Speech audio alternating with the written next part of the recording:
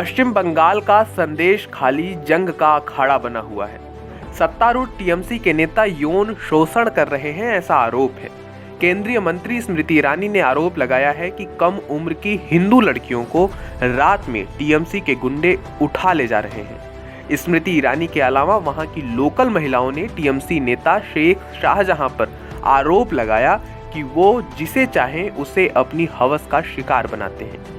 Shahjahan ration घोटाला मामले में ईडी की रेड के बाद से फरार है। शेख पर ईडी की टीम पर हमले का भी आरोप है।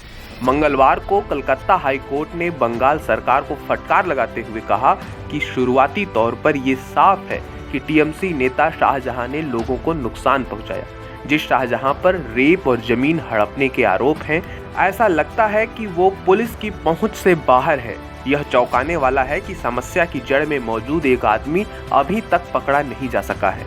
अगर उसके खिलाफ हजारों झूठे आरोप हैं, लेकिन इनमें अगर एक भी आरोप सही है तो आपको उसकी जांच करनी चाहिए।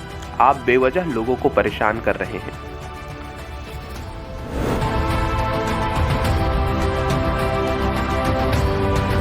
देश खाली में जो हुआ है ये तो आज से नहीं, काफ़ी सालों से ये चल रहा है।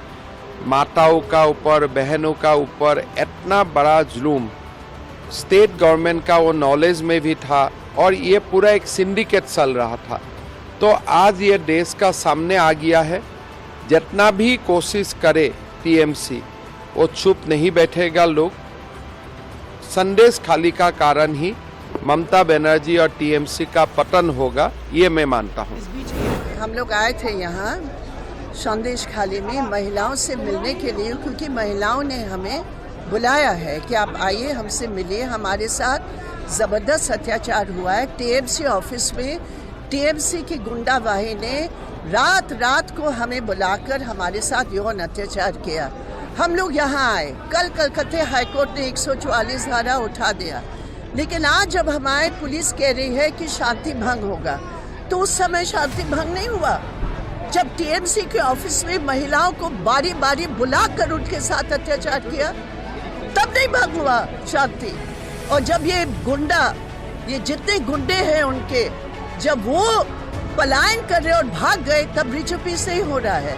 तो ये जो योगी आदित्यनाथ सरकार ने हाथरस के संबंध में किया, वही बात टीएमसी सरकार यहाँ संदेश खाली में कर रही है, जो बहुत निंदनीय है।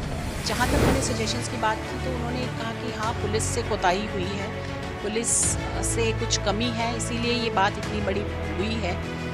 उस पर हम वर्क करेंगे। उन्होंने ये माना, ये भी बहुत बड़ा स्टेप है।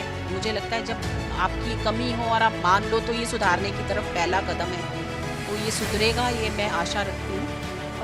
दूसरी बात, हमने जो सजेशन दिया कि वहाँ पर सारे पुलिस ऑफिशियल्स, अधिकारी बदले जाएं, वो भी उन्होंने सीरियसली लिया। लेकिन अचानक उनको कुछ 1-2 फ़ोन आए, जिसके बाद उनका वो पूरा रवैया चेंज हुआ और उन्होंने वो मीटिंग को शॉर्ट कर दिया। शॉर्ट इसलिए भी किया कि जहाँ हमने शाहजहां का नाम लिया, उनको थोड़ा सा वो चुभा और उन्होंने कहा कि वो अरेस्ट कैसे करेंगे जब उसके अगेंस्ट कुछ है ही नहीं। कुछ ममता जी को छुपाने का बात है। आज हम लोग अगर जाएंगे संदेश खाली तो बहुत कुछ कीड़े मकोड़े बाहर आ जाएगा।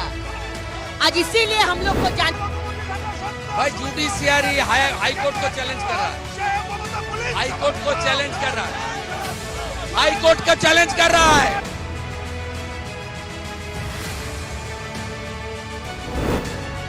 नौ फरवरी से बवाल जारी है। खतरनाक बवाल के बीच सरकार किसी खास एक्शन मोड में नहीं दिखाई दे रही है। 15 फरवरी को विधानसभा में सफाई देते हुए सीएम ममता बनर्जी ने कहा कि संदेश खाली में तनाव पैदा करने की भयानक साजिश चल रही है। संदेश खाली आरएसएस का गढ़ है। वहां 7-8 साल पहले भी दंगे हुए थे। वह संवेदनशील स्थलों में से एक है। मैंने कभी किसी के साथ अन्याय नहीं होने दिया है और नहीं होने दूंगी। गलत काम में शामिल किसी भी व्यक्ति को बख्शा नहीं जाएगा। Bureau report, भारतश्री।